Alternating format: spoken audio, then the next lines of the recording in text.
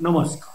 आपले अण्णा या यूट्यूब चॅनलवर आपणा सर्वांचं सहर्ष स्वागत.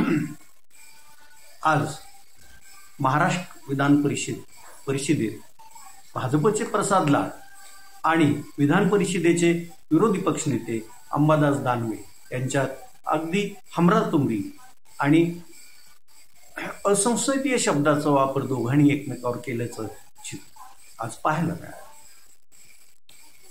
जो मुद्दाच या सभागृहाचा नाही त्यावर प्रसाद लाडांनी इथं चर्चा करू नये असं विरोधी पक्षनेते अंबादास दानवेंचं म्हणणं होतं आणि त्यांना सभापतींनी त्यापासून रोकावं असंही ते म्हणत होते. त्यामुळं हा प्रकार घडल्याचं वृत्त आहे. आज 26 जूनला मुंबई पदवीधर, मुंबई शिक्षक, कोकण पदवीधर आणि नाशिक शिक्षक मतदारसंघात विधान परिषदेच्या निवडणुकीसाठी मतदान झालं होतं. त्याची मतमोजणी आज सकाळी सुरू झाली.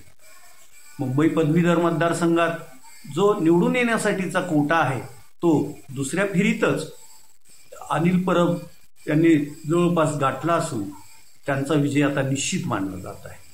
त्याचबरोबर मुंबई शिक्षक मतदारसंघातून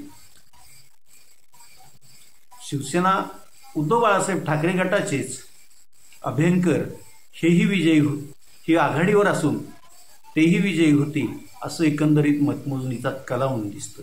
नाशिकला शिवसेना उद्धव बाळासाहेब ठाकरे पक्षाचे संदीप गुळवे पण 2 फेरीच्या मतमोजणी अखेर आघाडीवरच आहे.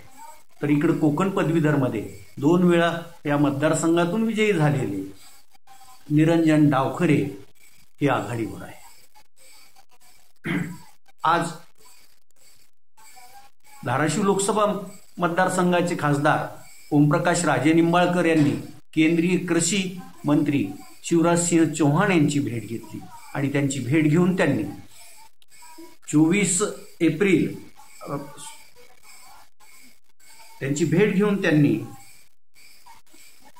शेतकरी विरोधी परिपत्रक केंद्र सरकारनं मागं घ्यावं अशी मागणी केली आहे. याच्या ऐन निवडणुकीच्या काळात, लोकसभा निवडणुकीच्या आचारसंहितेच्या काळात हे घडलं.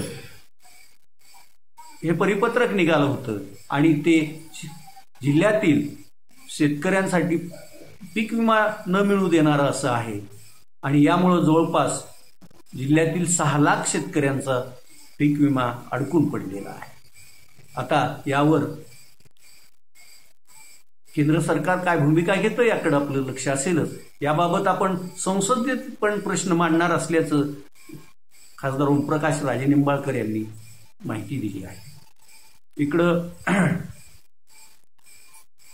नीट परीक्षा संदर्भात तिकडं दिल्लीत म्हणजे संसदेत ही गदारोळ सुरू असून इकडं विधानसभेत आणि विधान परिषदेत पण आपल्या राज्याच्या गदारोळ होत आहे. मात्र तर याबाबत केंद्र सरकार अजून ठोस काही त्यावर निर्णय घ्यायला आणि चर्चा करायला तयार नाही.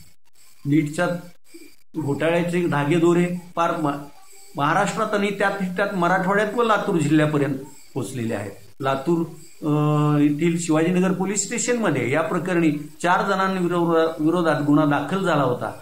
हा गुन्हा आता सीबीआयकडे वर्ग करण्यात आला असून काल सीबीआयचं पथक लातूर येथे आलं.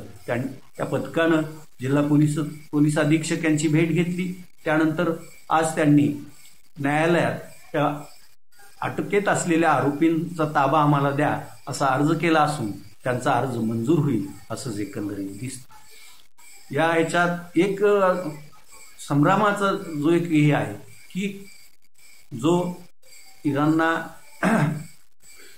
लातूर उमरगा येथील ITI मध्ये कर्मचारी आहे तो पोलिसांना अद्याप सापडत नाही. मात्र त्याचा मोबाईल आणि 2 सिम पोलिसांना सापडल्याचं हे आहे.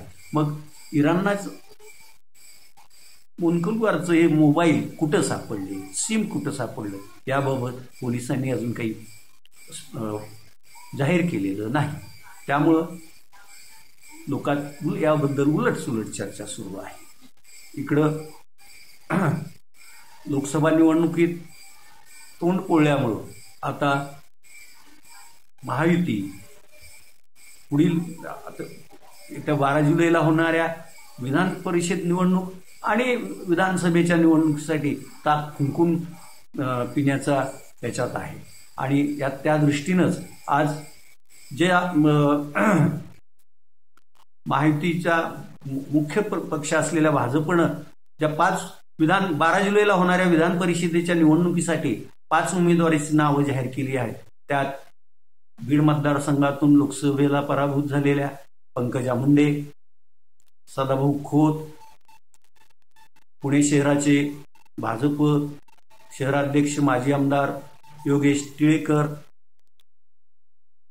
पिंपरी चिंचवडचे गोरखे आणि भंडाराचे डॉक्टर परिणय फुके ही ती 5 नावं आहेत। पंकजा मुंडे यांचं अगदी पक्षानं मनापासून पुनर्वसन करण्याचा विचार केलेला त्यांना निवडणुकीची उमेदवारी जाहीर करून केल्याचं दिसून येत आहे। आता या निवडणुकीची तारीख 12 जुलै आहे। 2 जुलैपासून म्हणजे उद्यापासूनच या निवडणुकीसाठी उमेदवारी अर्ज भरण्याचा प्रारंभ होणार आहे। आणि एकंदरीत विधानसभेतील सर्वच पक्षाचं पक्षीय बलाबल लक्षात घेता या निवडणुकीत विजयी होण्यासाठी प्रत्येक उमेदवाराला 23 मतं आवश्यक लागतील। याच्यावरून या निवडणुकीत महायुतीचे 9 उमेदवार निवडून येणं शक्य असेल तर महाविकास आघाडीचे 2 उमेदवार निवडून येऊ शकतील असं आजचं तरी चित्र आहे। म्हणूनच भाजपनं आपले 5 उमेदवार जाहीर केले असून 2 जागा राष्ट्रवादी अजित पवार पक्षाला आणि 2 जागा शिवसेना एकनाथ शिंदे पक्षाला त्यांनी सोडण्याचं निश्चित केलं आहे। महाविकास आघाडीही 2 की 3 उमेदवार उभा करतं याकडे आपण सर्वांचं लक्ष लागून राहणार आहे। तुर्तास एवढंच, धन्यवाद।